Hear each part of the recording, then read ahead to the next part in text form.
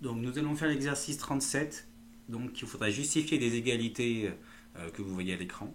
Et il faudra justifier par un dessin, c'est ça je pense qui est le plus important.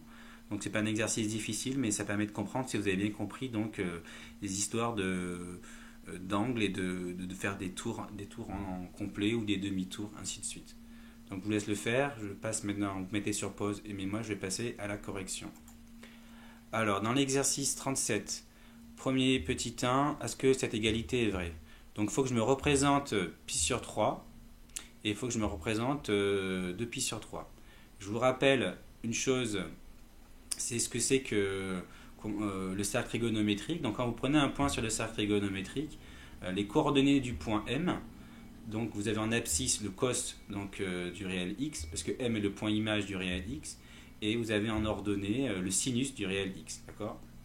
Je rappelle que le x finalement c'est la longueur d'arc qu'il y a entre i et m. Ok, donc c'est-à-dire que là, le réel x que j'ai mis là, c'est la longueur de l'arc, donc c'est ce qu'on appelle aussi le radian. Donc c'est la longueur d'arc qui est entre i et m sur le cercle. Là, j'arrive pas à dessiner. Hop, là, hop, du coup on a ça. Donc les coordonnées du point M, donc vous avez le cos ici de x et en ordonnée vous avez le sinus de x. Ça c'est pour rappeler quand même des choses importantes. Maintenant, on va regarder donc pi sur 3 et cosinus de pi sur 3. Donc pi sur 3, ce qu'il faut savoir, ça c'est une valeur remarquable à connaître, son cos ici c'est 1 demi et son sinus c'est racine de 3 sur 2. Ça il faut le connaître. Mais bon, admettons que vous ne le connaissez pas, mais c'est à connaître. De pi sur 3, donc il faut partager pi, il faut le partager en 3. Donc là j'ai fait une première partie, une deuxième partie et une troisième partie. Donc là vous avez 1 pi sur 3, là vous avez tout ça, vous avez 2 pi sur 3 et 3 pi sur 3, c'est forcément pi. Donc 3 pi sur 3, vous simplifiez par 3, vous arrivez ici à pi. Donc on remarque qu'il y a une symétrie, donc tout simplement entre le point image là, vous avez m et vous avez n. Tous les deux en fait, ils sont symétriques par rapport à l'axe des ordonnées. Donc finalement, ils vont avoir le même sinus, puisque donc le même abscisse, mais ils vont avoir donc des abscisses opposées, d'accord? Dans la même ordonnée, je ne sais plus ce que j'ai dit, donc dans la même ordonnée, et ils vont avoir des abscisses opposées. Donc là, si vous avez le cos de pi sur 3, là, ben là vous avez, donc, de manière symétrique par rapport donc, au point O, vous avez donc moins finalement, là vous avez le cos de pi sur 3, mais ce qui vaut moins pi sur 3. C'est ce que j'ai écrit ici, là. Donc le cos de 2 pi sur 3, c'est l'opposé de cos de pi sur 3. Donc il n'y a pas égalité, là il n'y a pas égalité, donc l'affirmation est fausse. On passe ensuite au 2 avec pi sur 4. Pi sur 4, il faut savoir que c'est 45 degrés, d'accord? C'est que je vous partageais pi en 4. Pi, c'est donc en degrés, c'est 180. Et quand vous partagez 180 en 4, vous avez donc 45 degrés. C'est la diagonale d'un carreau. Vous voyez là, je le partage en 4 si vous voulez. Voilà. Là, j'ai 1 pi sur 4, 2 pi sur... Pardon. Vous avez 1 pi sur 4. Là, je le partage ici. Vous avez 1 pi sur 4, 2 pi sur 4, 3 pi sur 4. Et là, vous avez 4 pi sur 4. J'ai bien partagé pi, qui je vous rappelle, c'est la longueur d'un demi-cercle de rayon 1. Je l'ai partagé en 4 parts. Là, vous avez pi sur 4. Tout ça, vous avez là, j'en prends 2, ça fait 2 pi sur 4, 3 pi sur 4, 4 pi sur 4. Donc si je regarde ça, maintenant, moins pi sur 4, il faut que je compare sinus pi sur 4 et sinus moins pi sur 4. Pi sur 4 c'est là, moins pi sur 4 c'est dans le sens indirect, donc on va partir par le bas. Mais ils sont symétriques par rapport donc à l'axe des abscisses. Okay, ils vont avoir le même cosinus par contre. Ça c'est important, ils vont avoir le même cosinus. Ici il y aura le même cosinus. Donc, donc cosinus pi sur 4 et cosinus moins pi sur 4 c'est la même chose. En revanche, pour les sinus, on voit bien qu'ils sont opposés. Vous avez donc sinus de moins pi sur 4, c'est l'opposé de sinus pi sur 4. Donc l'affirmation est fausse. Ensuite, pour le petit 3, c'était donc cosinus 3 pi sur 2, sinus pi sur 2. Donc là, on ne va pas comparer la même chose, on va comparer, attention, un sinus et un cosinus. Donc, on va regarder ça. Donc ici, premier rappel, pi sur 2, c'est donc pi divisé en 2, c'est 180 divisé par 2, c'est 90. 3 pi sur 2, vous le prenez donc 3 fois, ça fait donc 3 fois 90, ça fait 290 degrés. Et pi, ça c'est une valeur vraiment à connaître, c'est 180 degrés.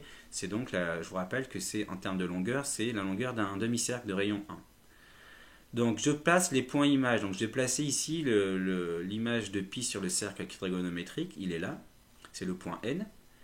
Donc comme je vous l'ai dit, c'est la longueur d'un demi-cercle. Et il faut que je place maintenant 3 pi sur 2. Donc je vous rappelle que là vous avez pi sur 2. Là vous avez pi sur 2, parce que c'est 90 degrés, d'accord. Là vous avez 2 pi sur 2, c'est-à-dire pi. Et là vous avez donc 3 pi sur 2. Donc là c'est le point M. Et là vous aurez donc 4 pi sur 2 qui est 2 pi, si on voulait poursuivre le raisonnement. Donc il faut que je compare le cosinus le cosinus de 3 pi sur 2. Donc le cosinus de 3 pi sur 2, il va se lire, donc c'est l'abscisse. Son abscisse c'est 0. Donc le cosinus de 3 pi sur 2 c'est 0. Et il faut que je compare le sinus de pi. Le sinus de pi, c'est l'ordonnée donc du point N, c'est-à-dire c'est l'ordonnée c'est 0. Donc tous les deux valent 0. Donc l'affirmation est vraie.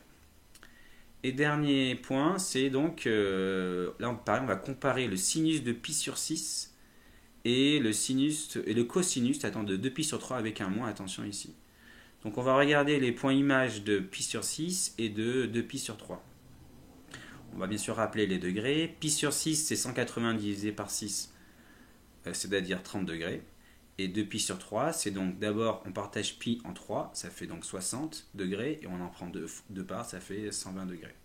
Donc si je les place sur le cercle, pi sur 6, il va se retrouver là.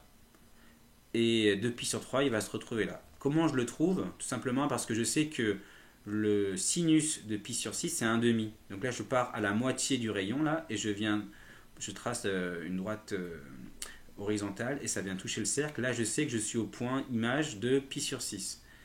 Et pour 2 pi sur 3, c'est pareil. Par contre, je disais le cosinus. Je sais que le cosinus de 2 pi sur 3, c'est 1,5. Donc, moins 1,5, pardon. Donc, je vais passer à la moitié ici, donc à la graduation moins 0,5. Et je vais donc verticalement toucher le cercle ici au point N. Alors, le sinus de pi sur 6, c'est 1,5. Ça, c'est à connaître. D'accord, c'est une valeur à connaître. Le cosinus de 2 pi sur 3, pareil, c'est donc comme tout à l'heure, c'est par symétrie, c'est moins 1,5 puisque vous avez que